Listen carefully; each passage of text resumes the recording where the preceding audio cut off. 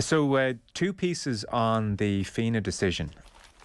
Ian Herbert, first of all, gives an insight into how the decision is made. Eamon Sweeney is more giving his verdict on where he thinks sport is moving when it comes to trans athletes. So Ian Herbert is talking about the FINA vote. It was on in Budapest at the Puskas Arena. 152 individuals were voting on behalf of their various countries' bodies. And so the FINA play in Budapest, he said it secured a 71.5% vote in favour of the policy on eligibility, which effectively banned any transgender athletes who had gone through puberty. So they would have had to complete their gender transition by the age of 12. Otherwise, they're banned from competition. 13.1% abstained. I think that's really interesting. It is. And also, it was pointed out, and this is the reason why Nikki Dryden, who's a Canadian former Olympic swimmer turned human rights lawyer, she thinks this is going to be appealed, because it would seem over in Budapest that the people who voted were given 14 minutes to read the technical paper that FINA provided them with. 24 pages of it. Yeah, so she says the whole thing around how the policy was passed is to be challenged.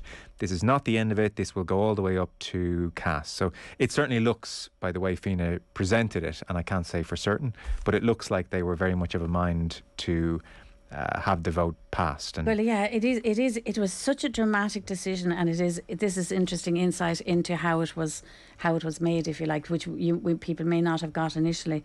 I think it's very worth it.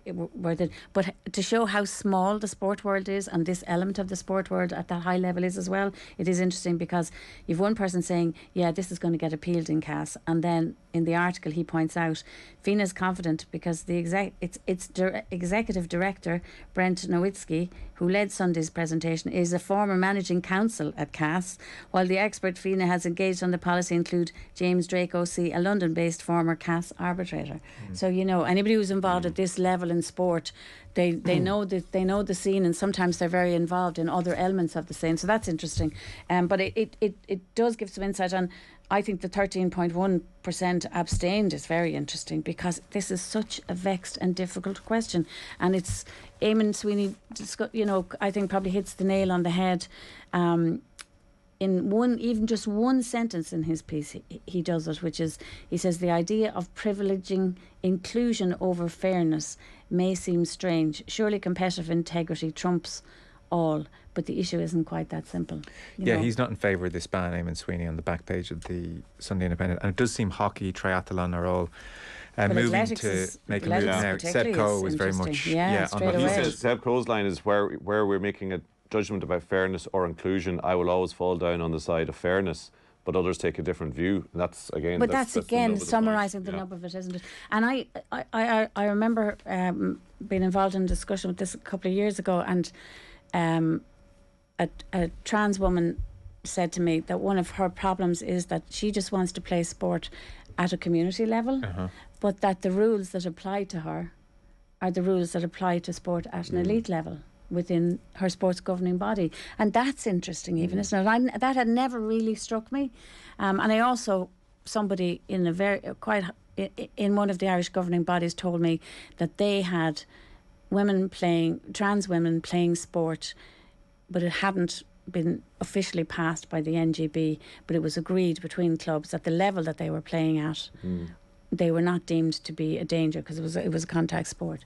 So it's just such a complicated system. I think Eamon Sweeney does a very good job, but I don't know what you think. Yeah, I think it's a really good job because there are two sort of different moral universes sort of against each other here. There's sport, and like sport is a bubble in so many ways with its own moral context and ethical context, as we know from all the other stories around the human rights, etc. But that we tend to sort of get really narrow and say, like, well, this is the way things are in sport, and that's where the fairness, the idea of fairness is fundamental to anybody who's takes part or watches or covers or is remotely interested in sport. That it's the old Corinthian ideal, like, but inclusion is underpinning human right value of our greater society that we liked, and we see it getting attacked in the US at the moment.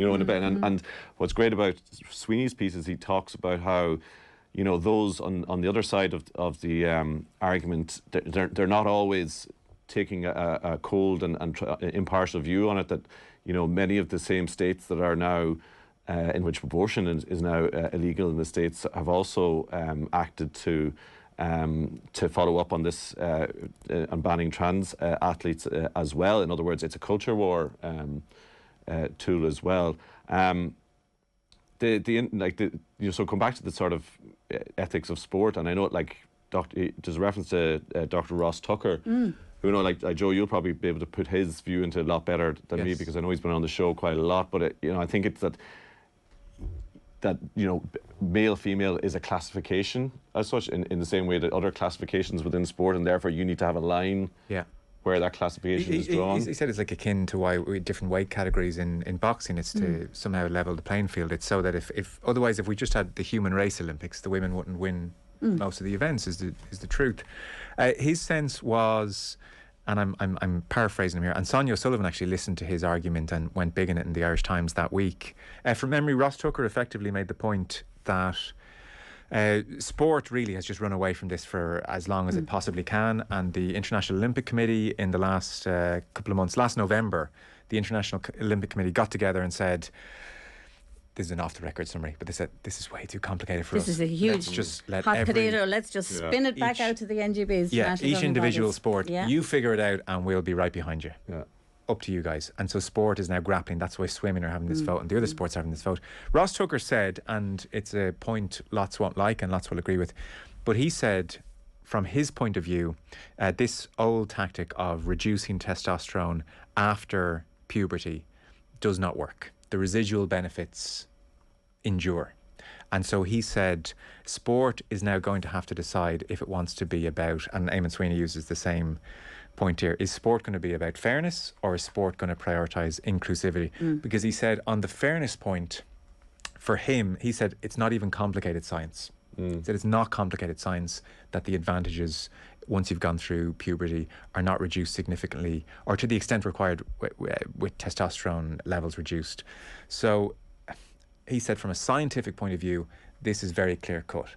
But if we talk about sport in terms of society, what it's meant to represent, then that's where we have to have an incredibly complicated conversation. And I followed Ross Tucker for a long time, you know, because just on sports science alone. Yeah. But there are also sports scientists who say differently from him, and that's what I find very confusing. Is that there are different experts saying different things, and also saying different things in relation to, you know, endurance sport and power sport and different things. And that's where the masses count.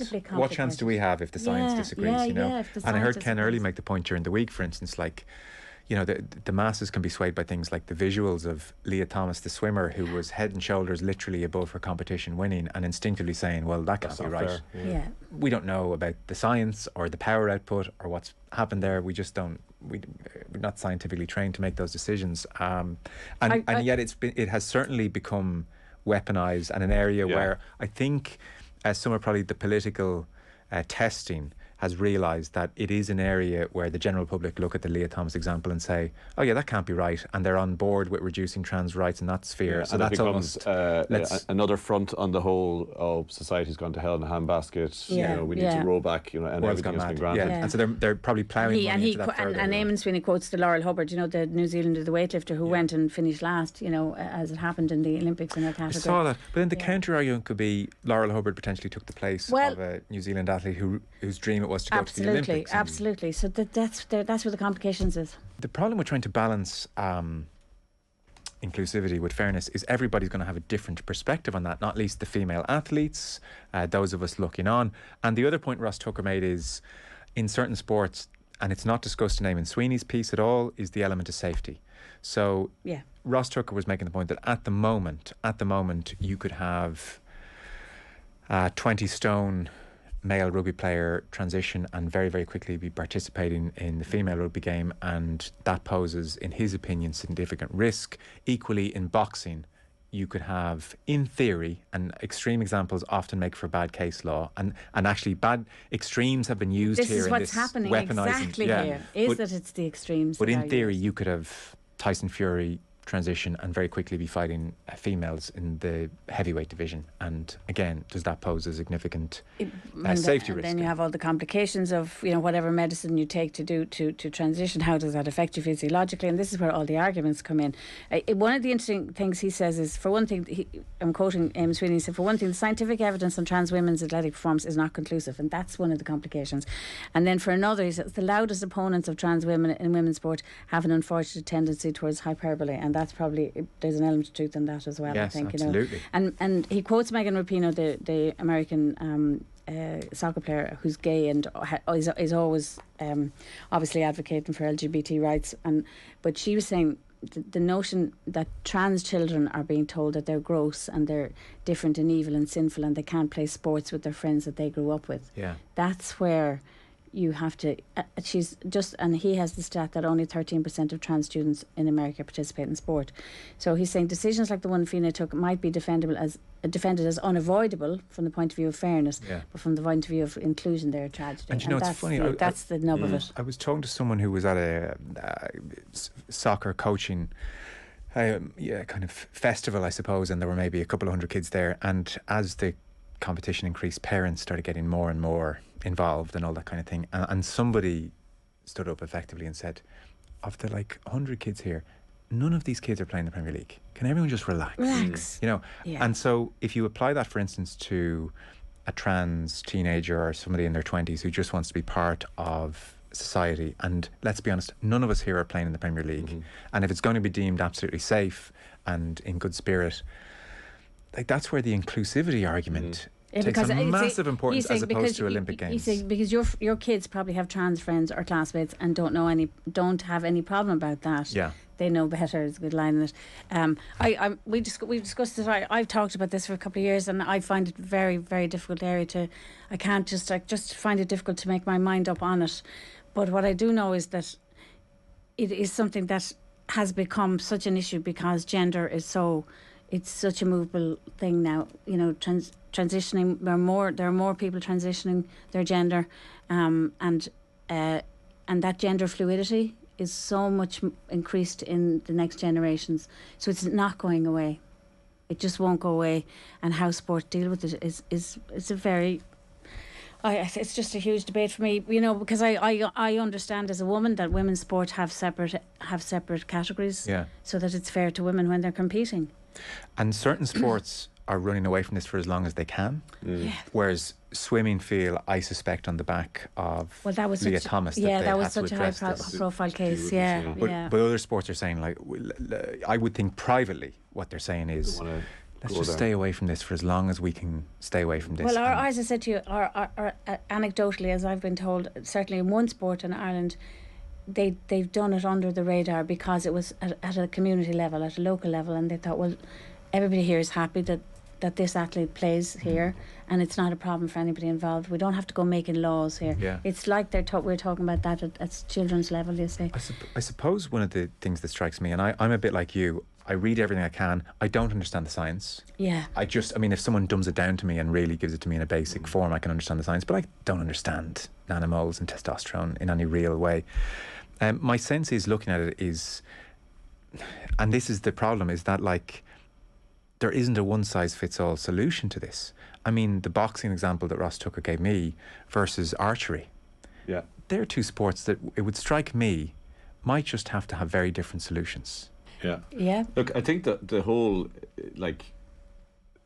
bottom line of this, if there is a bottom line, is that it is complicated and nuanced. Yeah. And ironically, given how complicated and nuanced and as you say, there's so many different angles you can come at it, you know, like the one you've just mentioned, is that if you are someone who has a clearly defined certain view of this, I just don't know how you can. If you're unless you're, you know, completely deficient in, you know, in a sense of tolerance and an understanding for people on one side, or a sense of understanding of the nuances within sport in the other, that do have to be weighed up as well.